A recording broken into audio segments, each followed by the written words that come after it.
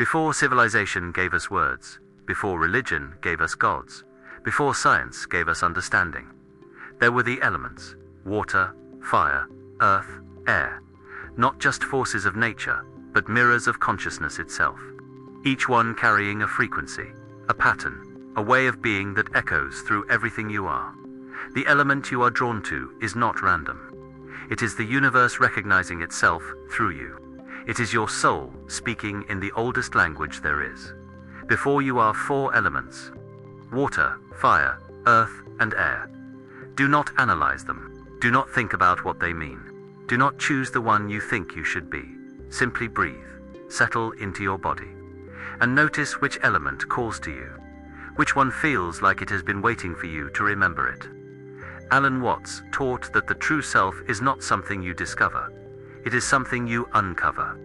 And today, one of these elements will help you peel back another layer of the mask you have been wearing. Choose now. Trust your first instinct. Let the element choose you. Your choice is made. Now, let us reveal what it has been whispering to you all along. If water called to you, you understand something most people spend their entire lives resisting, that life is not something to be controlled, but something to be moved with. You are fluid, adaptive. You do not break when obstacles appear. You find the path around them. You do not fight the current. You become the current. Where others see walls, you see cracks. Where others see endings, you see the ocean waiting. You feel everything, deeply, completely. Your emotions are not shallow pools, but vast oceans with currents that run deeper than anyone can see. You absorb the energy of every room you enter. You carry the weight of unspoken feelings. You know what people are feeling before they say a word. This is your gift. You are the mirror that reflects truth back to those who are brave enough to look. You are the healer who does not need to speak to offer comfort. You are the presence that allows others to finally let go. People come to you when they are drowning. And somehow, without even trying, you teach them how to float. But water can also become a prison. Because when you absorb everything, when you feel everything, when you carry everyone's pain as if it were your own, you forget where you end and they begin. You become so fluid that you lose your shape, so adaptable that you lose your direction. You have learned to flow around everyone else's needs, to mold yourself into whatever shape they require, to be calm when they need calm, to be strong when they need strength, to be whatever they cannot be for themselves. And in doing so, you have forgotten your own current, your own depth, your own shore. You fear that if you stop accommodating, if you stop bending, if you finally say no, the love will dry up, the connection will break. You will be left alone, and the aloneness will confirm what you have always secretly believed, that your worth is measured by how much of yourself you can pour into others. So you keep giving, keep flowing, keep drowning in everyone else's ocean while pretending you are still swimming in your own. Alan Watts once asked, "What does it mean to go with the flow?" And most people misunderstand. They think it means to be passive, to let life happen to you, to never resist, never push back, never stand firm. But Watts knew something deeper. He knew that water is not weak. Water carves canyons through solid rock. Water sinks ships and moves mountains. Water does not flow because it has no direction. It flows because it knows exactly where it is going. So here is your lesson, water soul. Going with the flow does not mean surrendering your will. It means surrendering your resistance to the way things already are. It means learning to discern between the currents worth following and the undertows that will pull you under. It means recognizing that your fluidity is powerful, but only when it moves from your own source, not from the emptiness of trying to fill everyone else's cup. You are not required to be everyone's ocean. You are allowed to be your own river. You are allowed to have banks, boundaries, a path that is yours alone. And here is the paradox. The moment you stop trying to be water for everyone else, the moment you return to your own flow, you become infinitely more nourishing to those who truly need you, because you are no longer giving from depletion. You are giving from overflow. If you chose water, you are the reminder that strength is not always solid. You do not need to harden to survive. You do not need to become stone to protect yourself. You only need to remember that water knows where it is going, even when the path is unclear. Your true self is not the wave, it is the ocean. The vast, deep, eternal presence beneath all movement. The stillness that makes the flow possible. And when you stop pouring yourself into vessels that were never meant to hold you, you will discover that you were never running out. You are always full. If fire called to you, you do not live halfway. You are intensity incarnate. You do not dip your toes into life. You dive into the center of it, knowing full well you might get burned. You feel with your entire being. You love with a fierceness that terrifies people who have only ever known lukewarm affection. You create with a hunger that consumes everything in its path. You are passion made visible. Where others hesitate, you act. Where others doubt, you leap. Where others settle, you burn the old world down so something new can be born from the ashes. You are the catalyst, the transformer, the force that makes things happen. You do not accept the world as it is. You see what it could be, and you set yourself on fire to light the way. People are drawn to you because you remind them what it feels like to be alive. Truly alive. Not just existing, not just surviving, but burning with purpose, with desire, with the kind of energy that makes the impossible feel inevitable. You are creative. You are brave. You are the one who makes everyone else feel like cowards for playing it safe. But fire, uncontained, destroys. You burn so brightly that you forget you are also the fuel. You give so much that you forget to replenish. You move so fast that you leave scorch marks on everything you touch, including the people who love you. You fear stillness. You fear rest. You fear that if you stop moving, stop creating, stop proving, the fire will go out. And if the fire goes out, what are you? Who are you? So you keep burning, keep pushing, keep consuming yourself in the name of transformation, never realizing that transformation requires both the flame and the space for something new to grow. You have mistaken exhaustion for dedication. You have mistaken depletion for passion. You have convinced yourself that to slow down is to give up, that to rest is to die.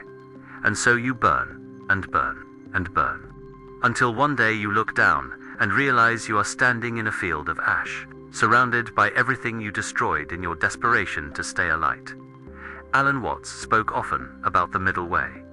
Not the path of excess, and not the path of denial, but the path that understands that fire is most powerful when it is tended, not when it is raging out of control. A candle burns for hours. A wildfire burns for days, and then dies, leaving nothing behind. The question is not how brightly you can burn. The question is, can you burn sustainably? You, fire soul, are learning this, that your passion is not meant to consume you. It is meant to illuminate you. That your intensity is not meant to destroy everything in its path. It is meant to transform what is ready to be transformed and leave the rest alone. You do not need to be in constant motion to prove you are alive. You do not need to set yourself on fire to keep others warm. You are allowed to be a steady flame, a slow burn, a fire that lasts because it knows when to rest, when to rage, and when to simply glow. This is not weakness, this is mastery, because anyone can burn hot, but only the wise learn to burn long. If you chose fire, you are the reminder that transformation is not always loud. You do not need to burn everything to the ground to prove your power. You only need to learn that the flame serves you, not the other way around.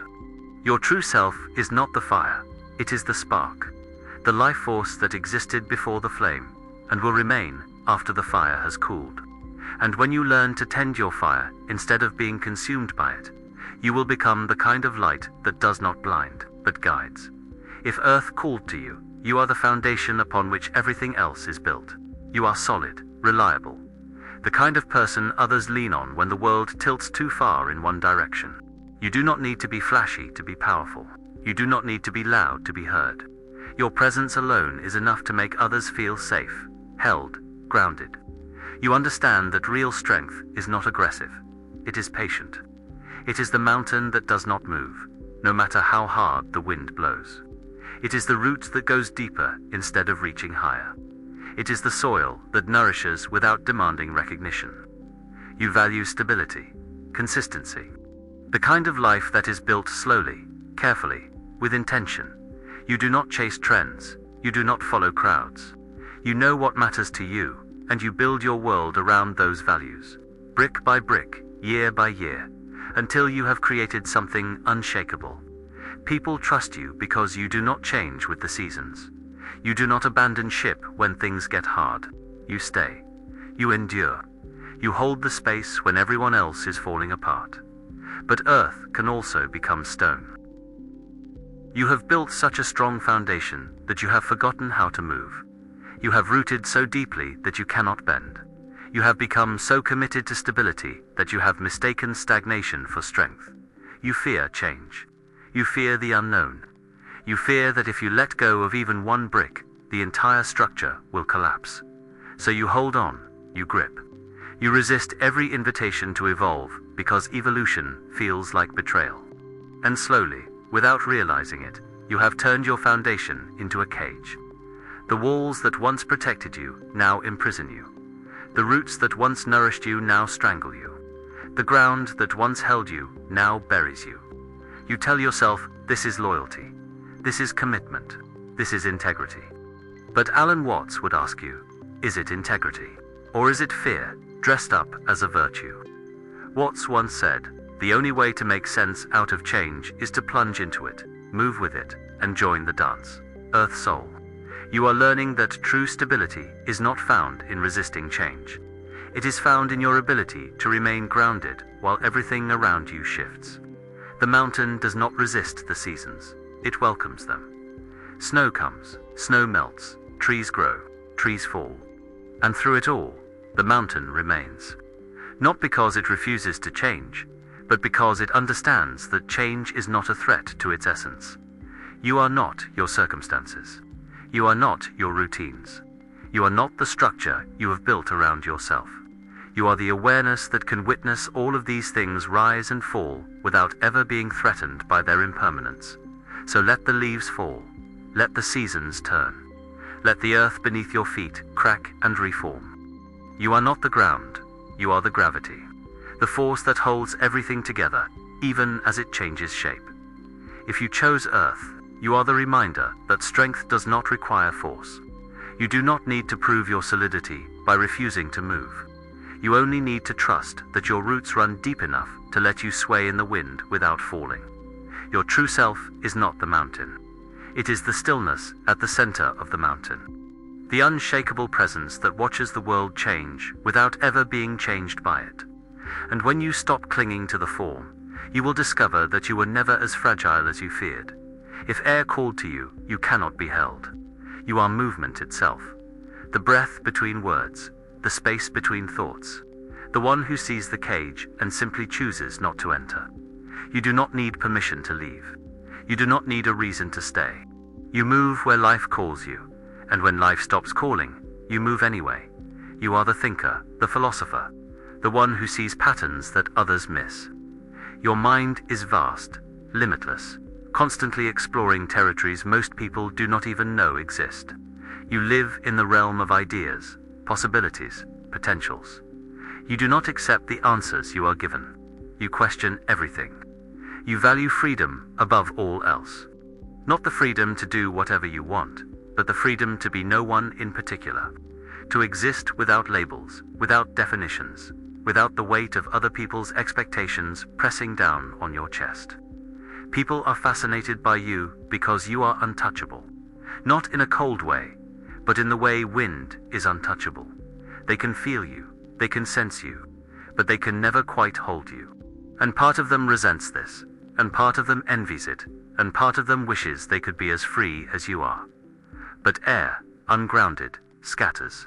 You are so free that you have forgotten how to land. You are so unattached that you have forgotten how to commit.